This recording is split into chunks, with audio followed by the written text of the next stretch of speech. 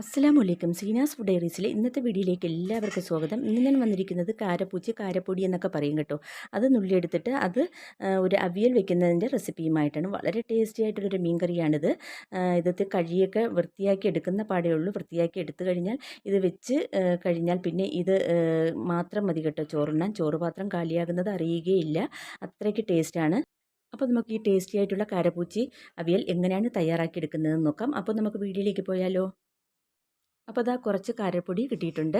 ഇത് തീരെ ചെറുതുമല്ല, തീരെ അങ്ങ് വലുതുമല്ല. ഈ സൈസാണ് കറക്റ്റ് പരുവം കേട്ടോ. ഇനി ഇതിൻ്റെ തലയും വാലുമൊക്കെ നുള്ളിക്കളഞ്ഞിട്ട് ഇത് കഴുകി വൃത്തിയാക്കി എടുക്കണം. കുറച്ച് പാടാണ്. തലയും വാലും നുള്ളിക്കഴിഞ്ഞ് വൃത്തിയാക്കി എടുക്കുന്നത് വരെ വളരെ പാടാണ്. അത് കഴിഞ്ഞാൽ ഇത് വെച്ച് കഴിഞ്ഞാൽ പിന്നെ ഇത് മാത്രം മതി കേട്ടോ ചോറുണ്ണാൻ. അപ്പോൾ ഞാൻ എന്താ കഴുകി വൃത്തിയാക്കി എടുത്തിട്ടുണ്ട്. ഇനി ഒരു ചെറിയ ജാർ എടുത്തിട്ടുണ്ട്. ഇതിലേക്ക് ഒരു 2 പിടി തേങ്ങ ഞാൻ എന്താ ഇട്ട് കൊടുക്കുകയാണ്. നമ്മുടെ കപ്പിനാണെങ്കിൽ 1.5 കപ്പ് തേങ്ങ വരും കേട്ടോ. എന്നിട്ട് ഇതിലേക്ക് അര ടീസ്പൂൺ മഞ്ഞൾപ്പൊടി ഇട്ട് കൊടുക്കാം. ഒരു 2.5 ടീസ്പൂൺ മുളക് പൊടി ഇട്ട് കൊടുക്കാം. പിന്നെ മല്ലിപ്പൊടി ഇട്ട് കൊടുക്കുന്നില്ല കേട്ടോ.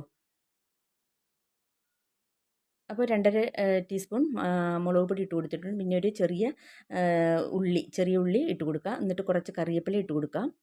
അതിനുശേഷം കുറച്ച് പുളി കേട്ടോ. ഞാനിത് മാങ്ങ ഇടുന്നുണ്ട്, അതുകൊണ്ട് കുറച്ച് പുളിയേ ഇടുന്നുള്ളൂ. എന്നിട്ട് ഇതിന് കറക്റ്റാക്കി വെള്ളവും കൂടി ഒഴിച്ചു കൊടുക്കുക. അപ്പോൾ വെള്ളം തോനെ അങ്ങ് ഒഴിച്ചു കൊടുക്കരുത്. തേങ്ങയിൽ നിന്നും പകുതി താന്ന് നിൽക്കത്തക്ക വിധത്തിലുള്ള വെള്ളമേ ഒഴിച്ചു കൊടുക്കാവൂ. എന്നിട്ട് ഇതൊന്ന് ജസ്റ്റ് ഒന്ന് അടിച്ചെടുക്കുക. അടിച്ചെടുക്കുന്നതെന്ന് പറയും നമ്മുടെ നെത്തോലിയൊക്കെ അവിയൽ വെക്കുന്ന അതേ തരത്തിലുള്ള അരവും മതി. അപ്പോൾ ഞാൻ ഇതാ അരച്ച് മാറ്റി വെച്ചിട്ടുണ്ട്. ഇനി ഒരു ഇടിയലിലേക്ക് ഒരു 4 ചെറിയ ഉള്ളി ഞാനിതാ ഇട്ട് കൊടുത്തിട്ട് ഇതൊന്ന് നന്നായിട്ടൊന്ന് തല്ലിയെടുക്കുന്നുണ്ട് കേട്ടോ. അപ്പോൾ ഇതാ ചെറിയ ഉള്ളി തല്ലി മാറ്റി വെച്ചിട്ടുണ്ട്. പിന്നെ ഒരു കറിച്ചട്ടി അടുപ്പിലേക്ക് വെച്ചിട്ടുണ്ട്. ഇത് ചൂടായി കഴിഞ്ഞപ്പോൾ ഞാനൊരു 2 ടേബിൾ സ്പൂൺ വെളിച്ചെണ്ണ ഒഴിച്ചു കൊടുത്തിട്ട് വെളിച്ചെണ്ണ ഒന്ന് ചൂടായി കഴിഞ്ഞാൽ പിന്നെ ഇതിലേക്ക് കുറച്ച് കടുകിട്ട് പൊട്ടിക്കാം.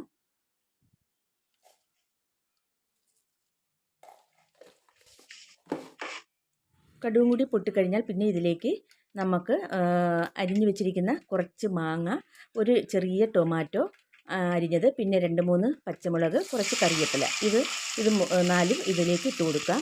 ജസ്റ്റ് ഒന്ന് ഇളക്കി കൊടുക്കുക. അങ്ങ് വഴന്ന് വെന്ത് പോകേണ്ട ആവശ്യമില്ല. ജസ്റ്റ് ഒന്ന് ഇളക്കി കൊടുത്താൽ മതി. ഇപ്പോൾ അതാ നന്നായിട്ടൊന്ന് ഇളക്കി കൊടുത്തിട്ടുണ്ട്. ഇനി നമുക്ക് അരച്ചു വെച്ചിരിക്കുന്ന അരപ്പ് ഇതിലേക്ക് ഇട്ട് കൊടുക്കാം.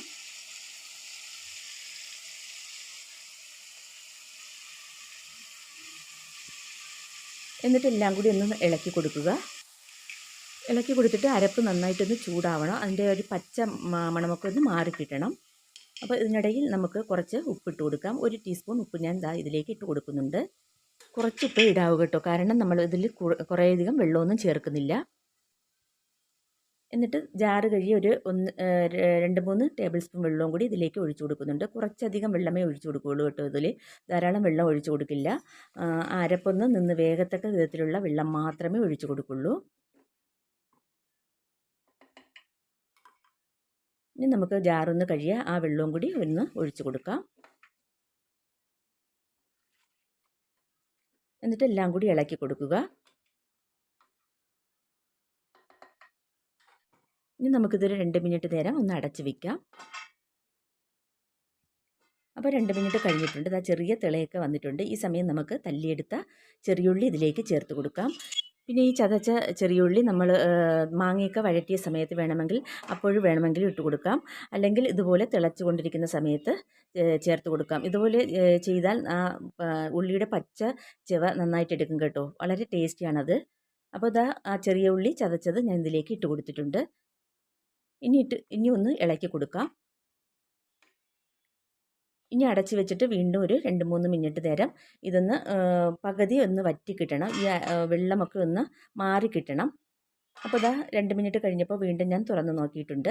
ഇനി ഒന്നും കൂടി ഇളക്കി കൊടുക്കാം. കുറച്ചും കൂടി വെള്ളം വറ്റാനുണ്ട് കേട്ടോ. കുറച്ചും കൂടി അടച്ച് വെച്ചിട്ട് ഒന്ന് വറ്റിച്ചെടുക്കാം. അപ്പോൾ ഇതാ വീണ്ടും 2 മിനിറ്റ് കഴിഞ്ഞിട്ടുണ്ട്. ഇപ്പോൾ നമ്മുടെ അരപ്പെല്ലാം നന്നായിട്ട് വെള്ളമൊക്കെ വലിഞ്ഞ് ഒരു കറക്റ്റ് പരുവത്തിന് കിട്ടിയിട്ടുണ്ട് കേട്ടോ. ഈ സമയത്ത് നമുക്കൊന്ന് അരപ്പൊന്ന് ഇളക്കി കൊടുക്കാം. ഇനി നമുക്ക് വൃത്തിയാക്കി വെച്ചിരിക്കുന്ന കാരപ്പൂച്ചി ഇതിലേക്ക് ഇട്ട് കൊടുക്കാം. ഇത് വെള്ളം വറ്റുന്നതിന് മുമ്പേ ഇട്ട് കൊടുത്താൽ വെള്ളം വറ്റിക്കഴിയുമ്പോൾ ഇതങ്ങ് നന്നായിട്ട് വെന്ത് ഉടഞ്ഞു പോകും കേട്ടോ. അങ്ങനെ ഉടയാൻ പാടില്ല. കാരപ്പൂച്ചിയൊക്കെ നന്നായിട്ട് മുഴുവനായിട്ട് കിടക്കണം ഇത് വെന്ത് കഴിഞ്ഞാലും. അപ്പോൾ ഇത് ഒരു 2-3 മിനിറ്റൊക്കെ കഴിയുമ്പോൾ ഇത് നന്നായിട്ട് വെന്ത് കിട്ടും കേട്ടോ. ഇത് ആവി കയറുമ്പോൾ തന്നെ വെന്ത് കിട്ടുന്ന ഒരു മീനാണ്. ചെറുതല്ലേ. അപ്പോൾ ഇതെല്ലാം ഇട്ട് കൊടുത്തതിന് ശേഷം ഞാൻ ഒന്ന് ഇളക്കി കൊടുത്തിട്ടുണ്ട്.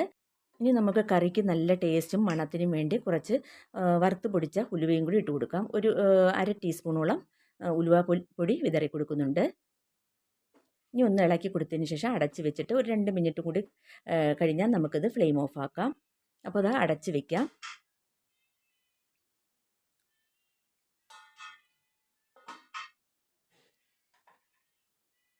ഇപ്പോൾ ഇതാ നമ്മുടെ കാരപ്പൂച്ചി ഇട്ട് കൊടുത്തിട്ട് 2 മിനിറ്റ് ആയിട്ടുണ്ട്.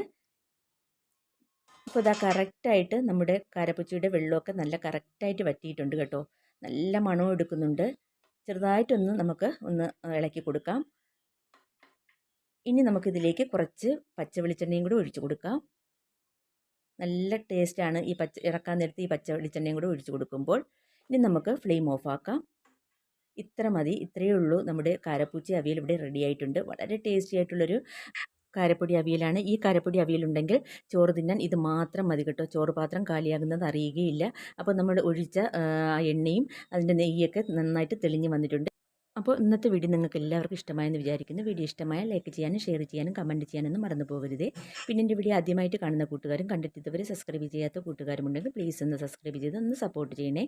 ഇതുപോലെ നല്ല വീഡിയോസുമായി വീണ്ടും വരുന്നതാണ്. അതുവരേക്കും എല്ലാവർക്കും താങ്ക് യു.